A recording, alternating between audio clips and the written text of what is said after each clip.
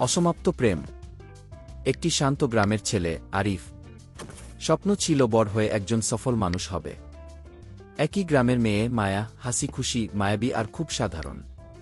প্রতিদিন সকালে কলেজে যাওয়ার পথে তাদের দেখা হতো। প্রথমে শুধু চোখাচোখি, তারপর একটুখানি হাসি, আর ধীরে ধীরে শুরু হলো কথা বলা। একদিন বিকেলে নদীর ধারে বসে মায়া বলল, যদি কোনোদিন তুমি অনেক দূরে চলে যাও, আমাকে কি মনে রাখবে? আরিফ হেসে বলল, তোমাকে ভুলে যাওয়ার আগে আমাকে নিজের নাম ভুলতে হবে গি। সেই দিন থেকেই তাদের ভালোবাসা আরও গভীর হয়ে উঠল। কিন্তু সুখের দিন বেশি দিন স্থায়ী হল না। আরিফ পড়াশোনার জন্য শহরে চলে গেল। শুরুতে প্রতিদিন ফোন, প্রতিদিন কথা। তারপর ধীরে ধীরে ব্যস্ততা বেড়ে গেল, কথাবার্তা কমে এলো। একদিন মায়ের বাবার অসুস্থতার কারণে পরিবার তার বিয়ের সিদ্ধান্ত নিল। মায়া অনেক চেষ্টা করেছিল, কিন্তু পরিবারের সিদ্ধান্ত বদলাতে পারেনি। সে আরিফকে শেষবারের মতো একটি চিঠি লিখল, আমি আজও তোমাকেই ভালোবাসি, কিন্তু সব ভালোবাসা একসঙ্গে থাকার গল্প হয়ে ওঠে না।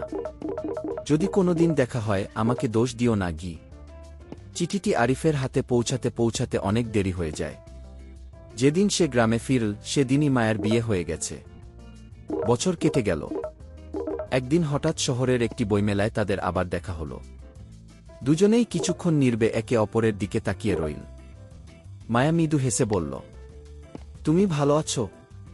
আরিফও হাসল, হ্যাঁ ভালো আছি। দুজনেই জানত এই কথার আড়ালে লুকিয়ে আছে হাজারো নাবলা অনুভূতি। বিদায় নেওয়ার আগে মায়া বলল, কিছু ভালোবাসা শেষ হয় না, শুধু জীবনের অন্য এক অধ্যায়ে হারিয়ে যায়। আরিফ মাথা নাড়ল। দুজন দুদিকে হেঁটে চলে গেল।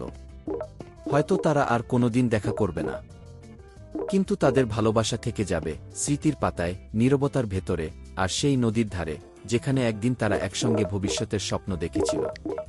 সমাপ্ত। নীরব।